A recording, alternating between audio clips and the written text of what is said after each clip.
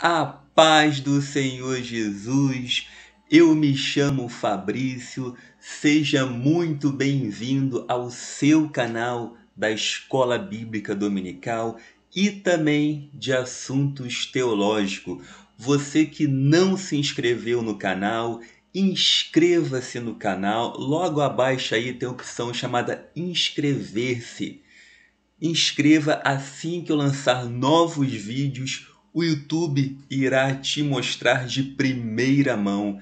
E queridos, o objetivo deste canal é transformar pessoas, é que mais pessoas sejam alcançadas pela palavra de Deus, sejam transformadas. É este o objetivo.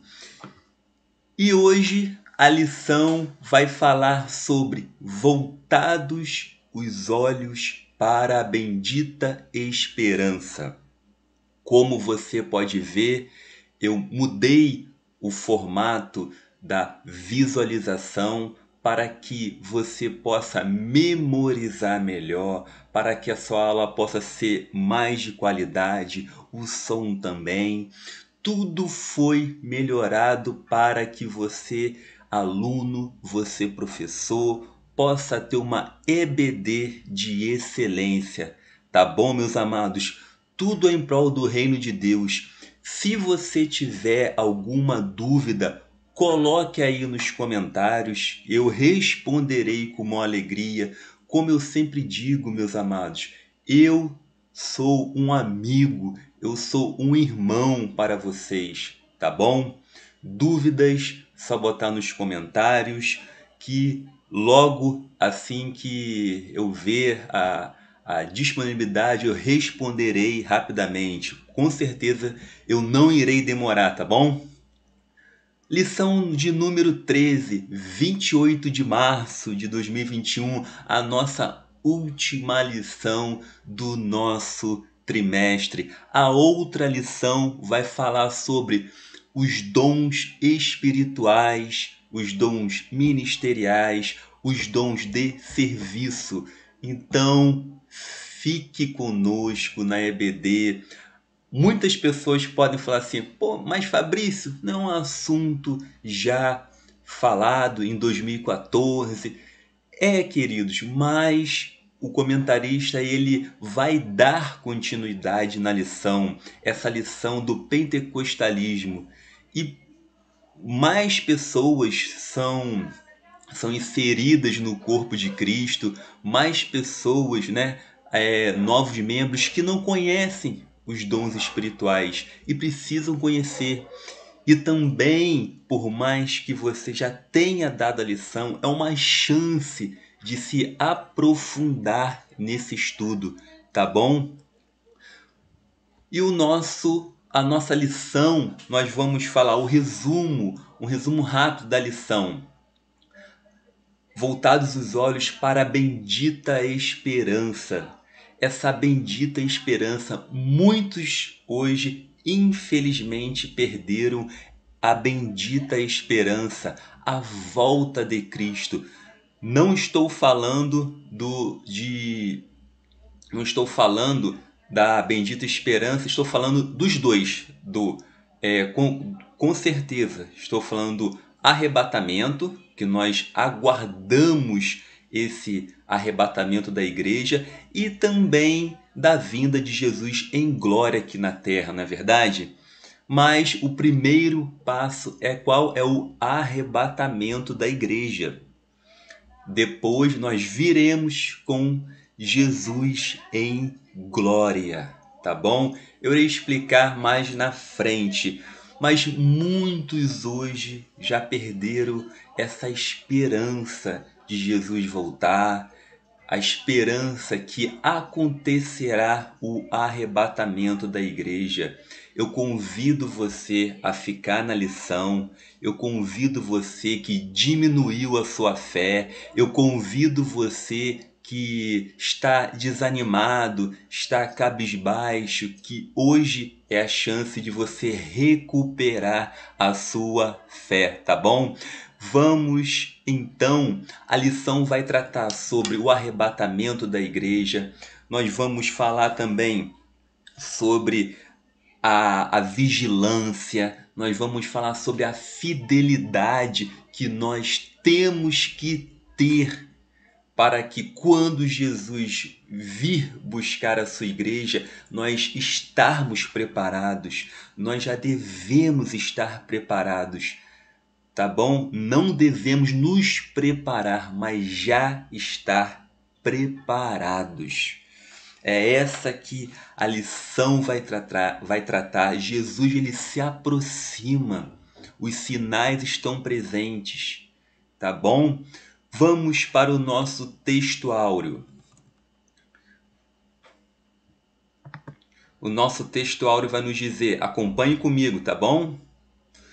Aguardando a bem-aventurada esperança e o aparecimento da glória e do grande Deus e nosso Senhor Jesus Cristo. A nossa verdade prática, a nossa esperança é algo vívido e real. Não se baseia em utopia e nem em imaginação humana, mas em fatos revelados na palavra de Deus e confirmados pela história. A bendita esperança, essa bendita esperança que nós iremos comentar na lição. Muitas das vezes nós comentamos que eu espero o arrebatamento, se Jesus, eu espero ansioso o arrebatamento para que eu possa morar com Cristo. Irmãos, é uma coisa que nós esperamos realmente, mas quando você morre, você também está com Cristo. Nós não falamos isso porque a morte não é uma coisa boa. A morte, ela é uma situação triste, mas quando morremos, se Cristo não voltar, se você morrer, você também vai estar com Cristo, tá bom?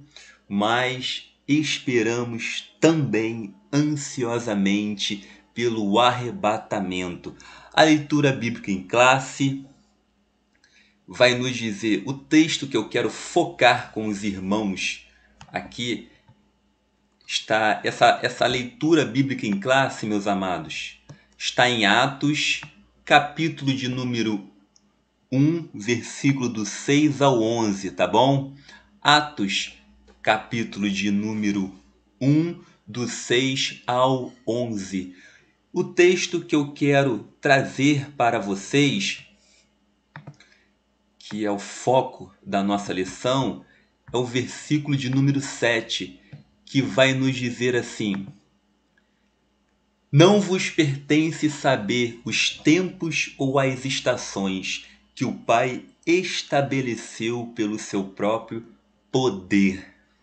Vamos comentar mais lá na frente o que são essas palavras nos originais, por que Jesus disse isso. Se trata exclusivamente ao Pai, ao Filho, ao Espírito Santo, à Trindade. O ser humano não convém saber, nem os apóstolos sabiam, ninguém sabe, irmãos. Ninguém sabe a volta de Cristo, por mais que várias pessoas já tentaram colocar datas, mas com certeza a Bíblia é clara. Continuando, o nosso objetivo geral vai nos dizer voltar os olhos para a bendita esperança. O nosso objetivo específico é afirmar que Jesus virá, destacar a necessidade da vigilância e estimular a viver com fidelidade. Eu gostaria que você, quando tiver oportunidade, falar para os seus alunos. Tem logo depois, em Mateus, se eu não me engano, em Mateus, aquele versículo que fala sobre o servo fiel e o servo infiel. O servo infiel que não esperava que o seu Senhor ele voltasse, mas o servo fiel, ele agia com fidelidade. Trate essa situação, trate esse versículo com seus alunos na EBD, que fala sobre o servo fiel e o servo infiel. O servo infiel, ele agia de qualquer maneira. Ele não esperava a volta do seu senhor. Ele sacrificava os seus empregados. Ele agia de uma forma como o mundo age. Mas o servo infiel é a igreja de Cristo, que espera Cristo Jesus. Tá bom? Então, não esqueça, eu vou colocar aqui servo fiel e servo infiel. Não esqueça de comentar com seus alunos, será um complemento para a sua EBD, vai estimular essa fidelidade. Também você pode tratar no tópico de número 3, vivendo com fidelidade, o que o professor achar melhor. A nossa introdução. A expressão bendita esperança se refere à segunda vinda de Cristo, que é a esperança da igreja desde que Jesus retornou ao céu. Essa expectativa vem aumentando à medida que o tempo vai passando. Meus amados, nós temos o arrebatamento, que é o que nós esperamos. Não confundir o arrebatamento com a vinda de Jesus em glória. Apenas vou colocar aqui para que você entenda, nós temos o arrebatamento, tá? Arrebatamento, vou separar aqui para não confundir. Arrebatamento. Depois, vou seguir uma sequência aqui. Depois nós vamos passar para a grande tribulação. Depois nós temos a vinda de Jesus em glória, tá bom? O milênio.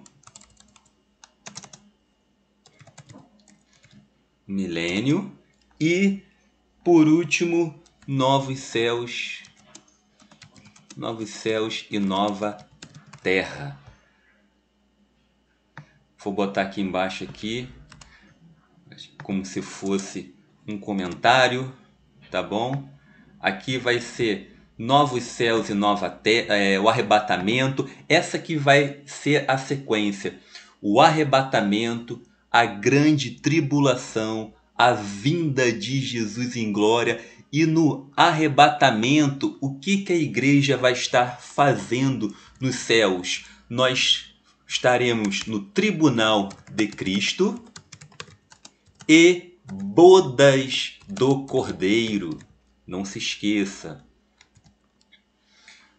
Jesus vai vir buscar a sua igreja, o arrebatamento, tribunal de Cristo, bodas do Cordeiro, grande tribulação, e nós depois viremos com Jesus, a vinda de Jesus em glória, para se instaurar o do milênio, e depois novos céus e nova terra.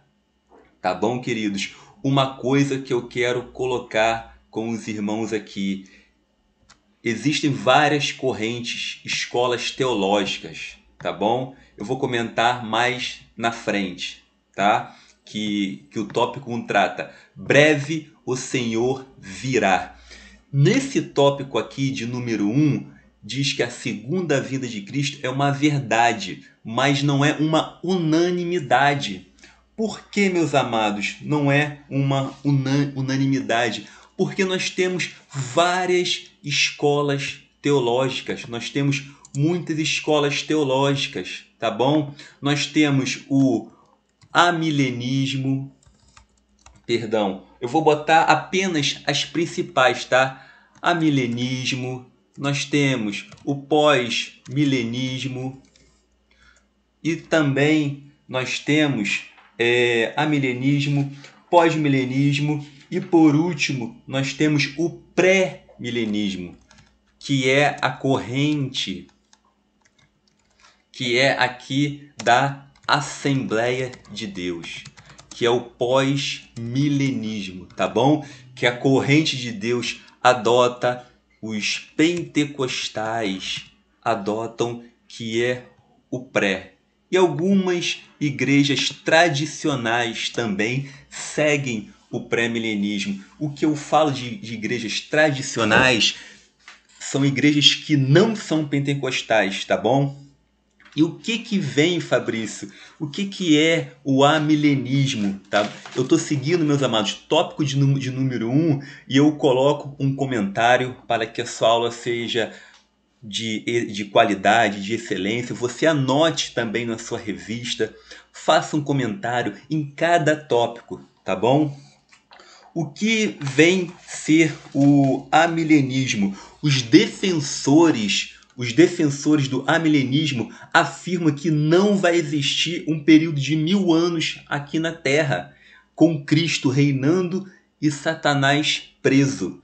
De acordo com eles, o amilenismo, o milênio está acontecendo nesse exato momento, está acontecendo agora. É a presente era da igreja. O que acontece, meus amados? Neste caso, Satanás ele já está preso e Cristo reina nos céus juntamente com os salvos que já morreram.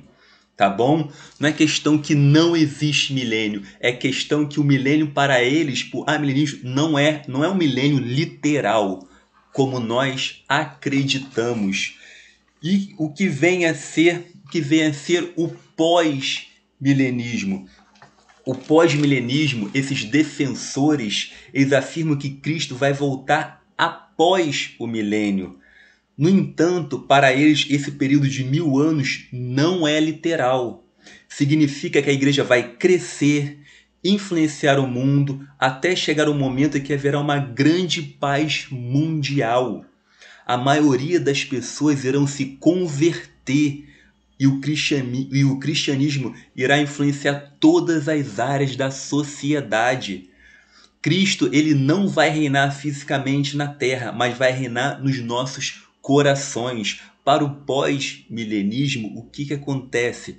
Que a situação na terra irá melhorar. Mas nós estamos vendo isto? Irá melhorar? Claro que não, né, meus queridos? A cada dia que passa, a cada dia nós vemos a situação piorando. Por que eles acreditam nisso? Porque quando Jesus é a sequência, quando chegar no milênio, a situação já tem que estar calma, né? Essa germinação, antes dessa preparação do milênio, já tem que fluir uma paz. Mas não é isso que acontece. Apenas estou botando correntes às escolas teológicas mais que se destacam mais, tá bom? Então, amilenismo, o pós-milenismo e vamos falar do pré-milenismo. O pré-milenismo, meus amados, existem duas correntes aqui que eu vou botar para vocês, que é o pré-tribulacionista,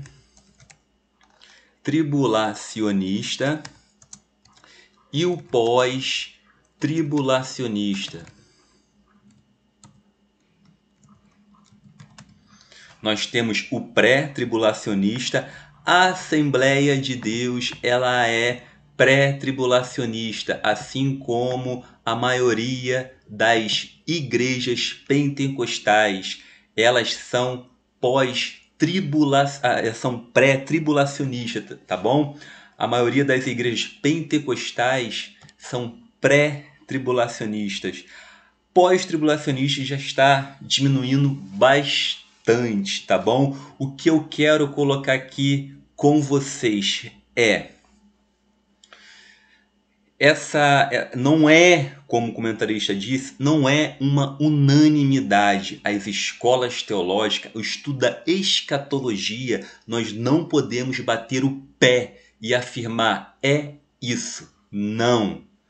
Tá bom? Você afirmar onde que o assunto não está esgotado, o assunto não finalizou, tá? Pode, pela tendência da leitura bíblica, a mais coerente pode ser a pré-tribulacionista, mas não é um assunto totalmente esgotado, tá bom?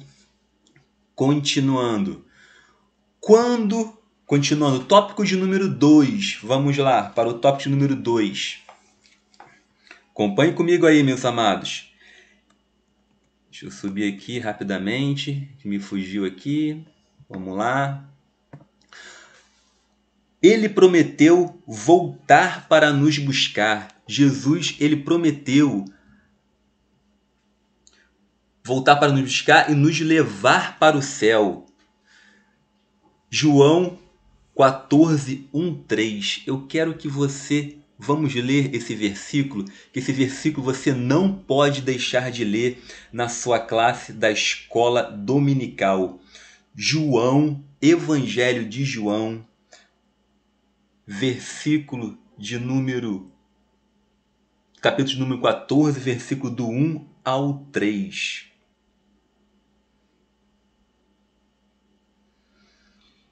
Você acompanhe com a sua Bíblia.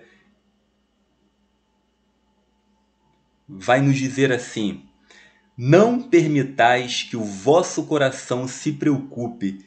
Credes em Deus, crede também em mim. Na casa de meu pai há muitos aposentos, ou muitas moradas, tá? Estou usando a Bíblia King James. Se não fosse assim, eu o teria dito a vós. Portanto, vou para preparar-vos lugar. E quando eu me for e vos tiver preparado um lugar, virei de novo e vos levarei para mim. Olha o arrebatamento aí. A fim de que onde eu estiver, estejais vós também. Essa palavra, meus amados, é linda, falando sobre Cristo Jesus. Essa palavra é linda. Quando Jesus, eu virei de novo e vos levarei para mim. Olha só o impacto que isso causa nos nossos corações, essa bendita esperança. É a esperança que Jesus, ele é perfeito, ele não muda e ele é fiel. É um Deus que não pode mudar. Se ele mudasse, ele mudaria para melhor, então ele não seria perfeito. Ele é perfeito, tá bom? Continuando aqui o nosso tópico, eu quero focar também, logo abaixo, que vai nos dizer assim: mas, continuando, mas parece que antes do Pentecoste, os discípulos ainda não tinham uma compreensão exata dessa vinda, pelo que se pode observar na pergunta dos discípulos: Senhor, restaurarás tu neste tempo o reino de Israel? Meus amados, nós sabemos que eles estavam esperando ali um reino físico, um reino político. Por isso, esse que era o pensamento deles. E logo abaixo, nesse texto aqui vai nos dizer: e a restauração do reino de Deus não é só para Israel, será para todos os povos. A restauração de Deus não será para Israel, será para todos os povos. Em Gênesis capítulo 22, versículo 18, vai nos dizer assim: Gênesis capítulo 22 ao 18, versículo 18, perdão. Por intermédio dos teus inúmeros descendentes serão abençoadas todas as nações da terra. Jesus, ele veio para salvar aqueles fiéis a eles, todos os povos amados. Jesus, ele veio para salvar todos. Então não veio para somente Israel. Subtópico de número 3. Vamos para o nosso subtópico de número 3. Vamos lá. Deixa eu descer aqui, deixa eu apagar aqui esse tópico aqui de Israel.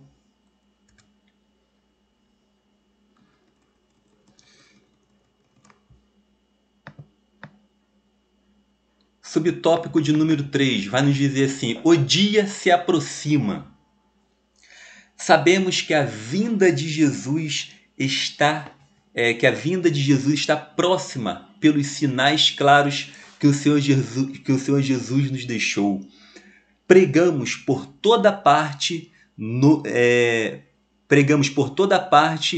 que Jesus breve vem. E essa mensagem está em nossos hinos. Vários hinos cantam a volta de Cristo, mas ninguém sabe, vou destacar aqui, ninguém sabe o dia e a hora, mas o Senhor Jesus deixou esses sinais claros e evidentes que mostram que esse dia está se aproximando. Nós temos, o comentarista vai dizer que esses sinais são o Espírito Santo, essa promessa do Espírito Santo, o Estado de Israel, fundado em 1948.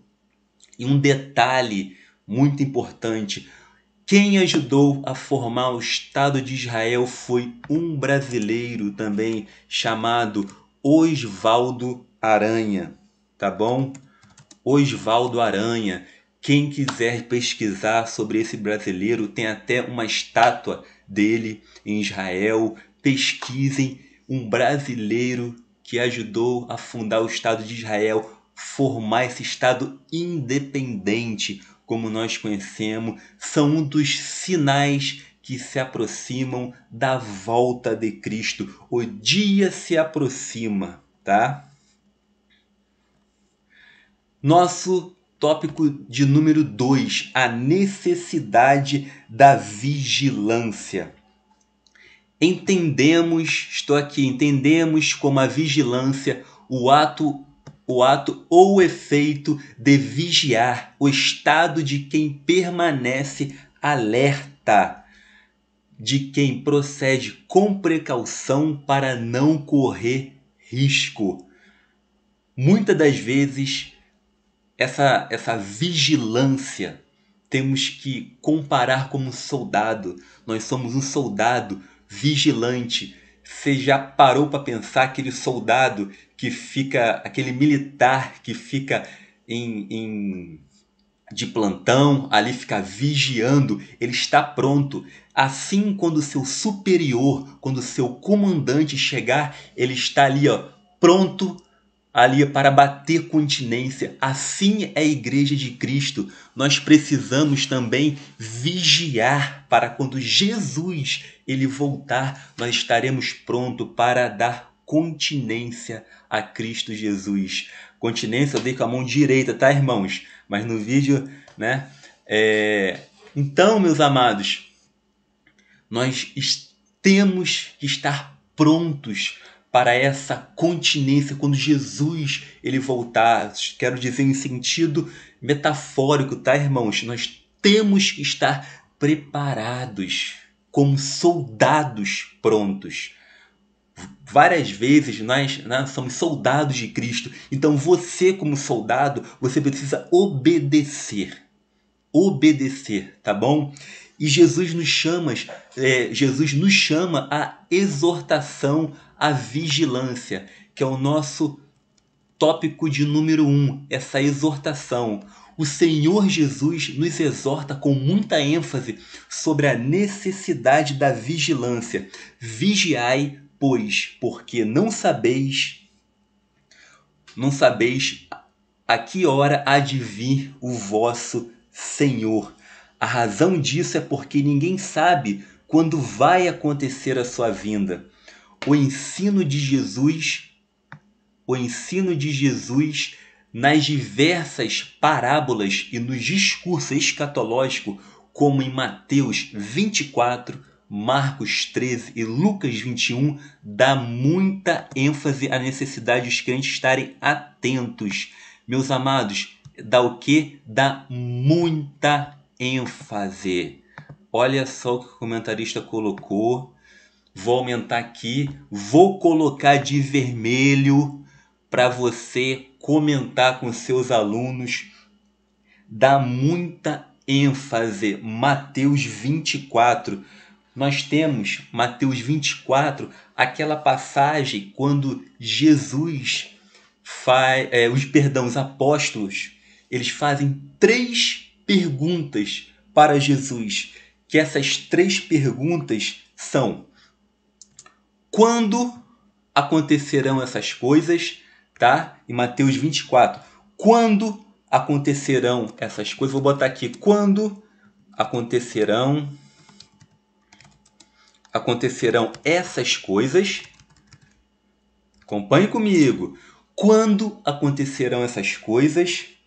Qual será o sinal da tua vinda? E a outra, qual será o sinal do fim dos tempos? Do fim dos tempos. E Jesus, quando ele responde a respeito da primeira pergunta, quando os apóstolos dizem essas coisas, estão se referindo à destruição de Jerusalém, profetizada por Cristo, tá? Em Mateus 23, 37 a 39, e a destruição do templo, profetizada em Mateus 24. Agora, com relação à segunda pergunta, quando os apóstolos dizem a tua vinda, eles estão se referindo à vinda física de Cristo na terra, ou seja, é a parousia, tá? Para iniciar o reino messiânico. Como eu disse, não é o arrebatamento. O arrebatamento já aconteceu, tá? E a respeito dessa terceira pergunta, quando os apóstolos eles dizem fim dos tempos, eles estão se referindo ao término da presente era e a sua transição para a era do reino messiânico. A ordem que, como Jesus ele responde essas perguntas, está aqui. Quando acontecerão essas coisas? Ele responde, Mateus 24, do versículo 15 ao 28. Tá? Você que está com a sua Bíblia aberta, você pode acompanhar aí quando acontecerão essas coisas. E no versículo de número 15 vai dizer, quando, pois, virdes que a abominação da desolação, tá bom?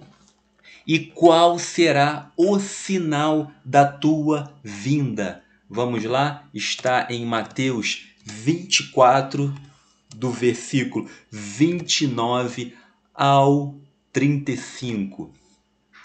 Mateus 24, do 29 ao 35. E qual será o sinal do fim dos tempos? Aí Jesus ele responde, Mateus 24, do 4 ao 14.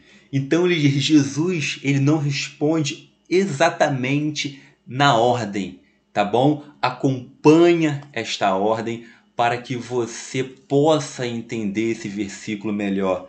Tá ok, meus amados? Essa mensagem,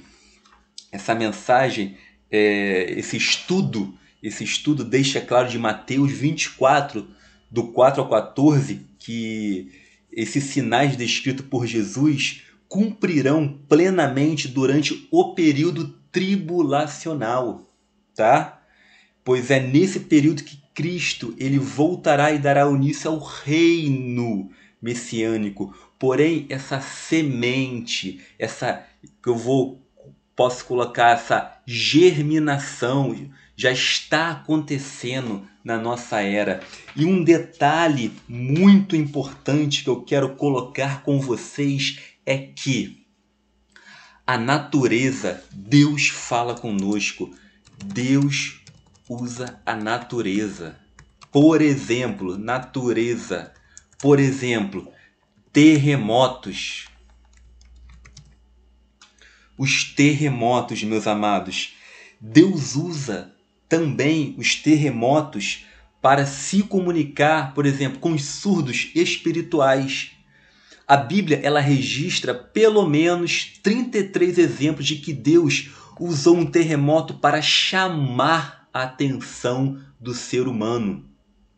A terra tremeu no Monte Sinai, quando Moisés recebeu os 10 mandamentos, Êxodo 19:18. Um exemplo, Deus usou um terremoto em Jerusalém durante a crucificação de Cristo para separar em dois, de cima a baixo, o véu do templo, que está em Mateus 27:51, tá? Outro terremoto também aconteceu na ressurreição para rolar a pedra da tumba, emprestada não para que Jesus saísse, mas para que nós entrássemos. Mateus está em Mateus 28:2. Um grande terremoto irá acontecer também na grande tribulação, quando os povos da terra reunirem os seus exércitos ao redor de Israel para uma grande guerra contra a nação escolhida de Deus. Tá? Está em Apocalipse, tem vários exemplos. Então, o que eu quero dizer com isso? Que os terremotos anunciaram a morte e a ressurreição de Cristo e também irão anunciar sua volta a este mundo. Os constantes tremores de terra são a voz de Deus falando através da natureza para nos lembrarmos que o fim desta era está próximo. Você já tinha analisado, estudado, parado para pensar sobre os terremotos? Os terremotos, meus amados, são sinais. É muito importante nós analisarmos cada sinal. Lógico que tem fome, pestes, coronavírus, são sinais, mas alguns sinais são acentuados que nós devemos prestar atenção. E os alarmes falsos. Vamos lá, continuando aqui, vou subir, que passou muito. Os alarmes falsos. Muitos líderes e grupos religiosos arriscaram-se, subtópico número 2, tá? Arriscaram-se em marcar a data da segunda vinda de Cristo. Alguns deles cravaram várias datas. Queridos, aqui nós temos vários e vários exemplos de pessoas que ousaram de marcar datas da volta de Cristo, não é verdade? Nós temos aí William Miller, que marcou data de 1843, depois marcou data, mudou para 1844, e para resolver essa situação, ele criou a doutrina do santuário. Foi criado a doutrina do santuário, tá? Aí, juntamente com Ellen White, tá? Ou seja, cria-se um estudo para adaptar a interpretação humana que não é coerente com a Bíblia. Está na Bíblia de quando Jesus virá? Não, irmãos, não está na Bíblia. Também tem outro que você pode pesquisar também, que é Davi Koresh, tá? Ele foi um falso religioso, tá? E tem vários e vários exemplos de pessoas que marcaram datas dizendo quando que Jesus viria. Mas a Bíblia diz, não convém nós sabermos, não convém, somente o Pai que sabe. Esses são os alarmes falsos. Então, se grupos religiosos começarem a falar datas, dizendo, a mídia principalmente adora explanar sobre alguns fatos, dizendo, está vindo isso, está acontecendo isso, é o fim do mundo, é isso, é aquilo, o fim do mundo vai acabar em tal data. Meus amados, ninguém sabe, tá? Então, tenha a sua esperança somente em Cristo Jesus. O tópico de número 3 é o viver com fidelidade. Viver com fidelidade é adotar um estilo de vida cristão, na esperança da vinda de Jesus. Assim como Deus é santo e exige santidade do seu povo, da mesma maneira um Deus fiel exige fidelidade do seu povo. Como eu já disse, Deus, ele é fiel, ele não muda, tá? E o que é essa definição? Você ser fiel. É a qualidade de ser você cheio de fé, é característica do que é leal, do que é fiel, é você ser verdadeiro, é você ter lealdade, pertence ao mesmo campo semântico na Bíblia. Seja o Senhor entre nós, testemunha da verdade e fidelidade. Jeremias 42:5, mostrando toda a boa lealdade. Fidelidade é o que, meus amados? É uma demonstração de fé, é você ter respeito, é essa constância nos compromissos assumidos. Tenha esse compromisso assumido com a Bíblia Sagrada, tenha esse compromisso assumido com Cristo Jesus, tá? Nós devemos ser fiéis para a volta de Cristo Jesus, para o arrebatamento, tá bom? Nós que somos pentecostalismo, nós acreditamos que Jesus vai vir antes da grande tribulação. Nós somos pré-tribulacionistas e devemos agir com fidelidade, como um soldado pronto. Assim como eu disse, você que está como na introdução, você que tem a sua fé diminuída, você que está desanimado, eu espero que eu possa estar contribuindo com a sua mudança de mente, a sua mudança daqui para frente de vida, que Jesus ele irá buscar a sua igreja, ele é fiel para cumprir isso. Então acredite, não ouça pessoas que não estão seguindo mais a Cristo, que têm as suas próprias opiniões. Não vá atrás dessas pessoas, fique com a Bíblia, tá bom? A fidelidade de Deus. A verdade é um dos atributos de Deus. São aqueles cujas ressonâncias e reflexos são vistas nas criaturas humanas. A fidelidade é uma das virtudes cristãs proveniente do Espírito na vida do crente. Meus amados, você sabia que a fidelidade ela é um fruto do Espírito? Na próxima lição, nós vamos estudar os dons. Mas tenha em mente que os dons cessam. Mas o fruto do Espírito, que é a fidelidade que Jesus compartilha conosco, que é esse caráter de Cristo, quando nós morrermos, nós vamos levar esse caráter conosco, essa fidelidade para conosco. Mas os dons não. Os dons nós não iremos, os dons eles irão cessar, tá bom? Na próxima lição nós estudaremos os dons. Fique conosco, vai ser a mesma pegada da aula, tá bom? Essa parte visual para que você possa memorizar, meus amados. É a parte cognitiva, conta muito para o aprendizado, tá bom? Vamos para esse subtópico de número 4, não é isso? Subtópico de número 4. Tempo e estações.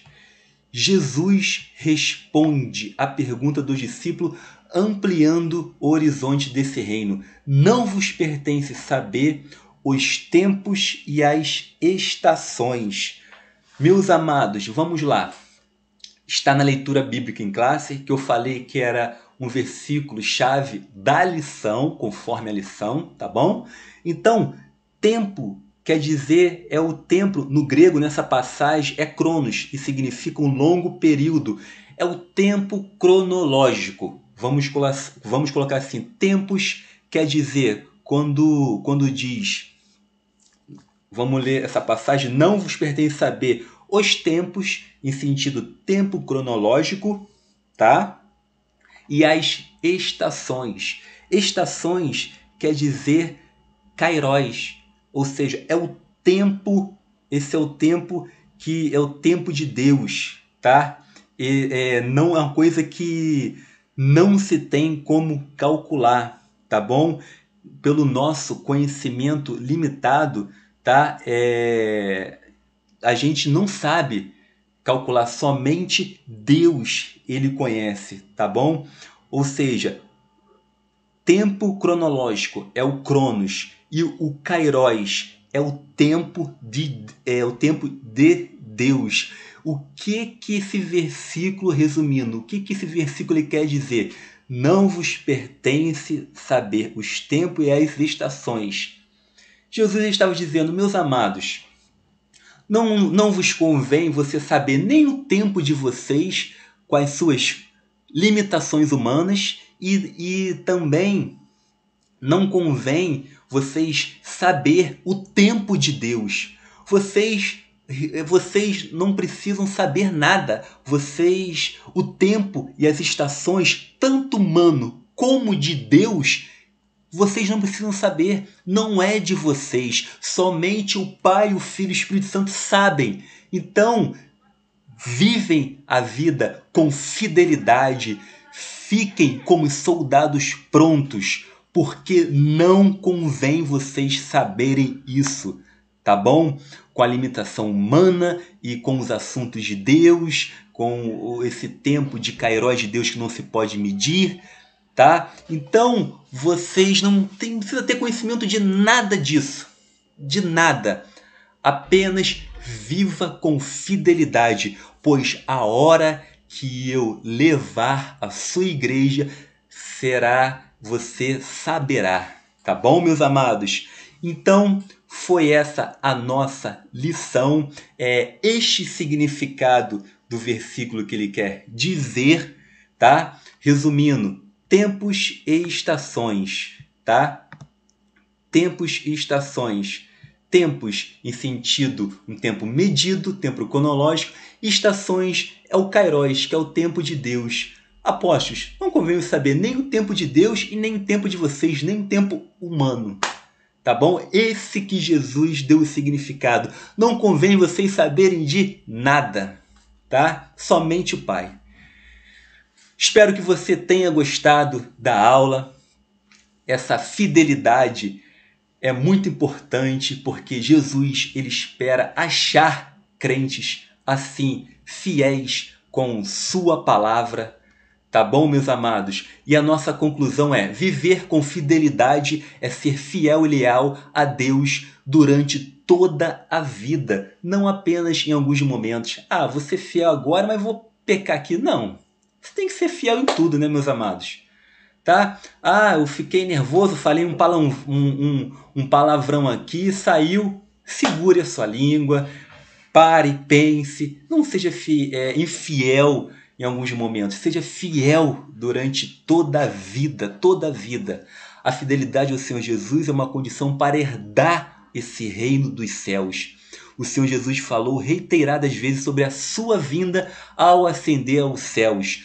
2 anjos reafirmaram essa promessa. Esse Jesus que dentre vós foi recebido em cima no céu, há de vir, assim como para o céu o viste ir. A volta de Jesus para nos levar ao céu é a esperança da igreja. Nós temos esse comentário, esses questionários aqui logo abaixo. O que se inclui na expressão segunda vinda de Cristo? Queridos, não é todo vídeo que irá responder, mas Você que é aluno, o professor já tem a resposta, mas o que se inclui na expressão na segunda vinda de Cristo? Meus amados, inclui-se na expressão o arrebatamento da igreja e a vinda de Jesus em glória. Segundo, como sabemos que a vinda de Jesus está próxima? Essa vinda de Jesus pelos os sinais, na verdade? É pelos sinais. Como eu já disse, os terremotos também são sinais claros. Em que líderes e grupos religiosos arriscaram-se? Eles arriscaram-se a marcar data, tá? Da segunda vinda de Cristo Jesus.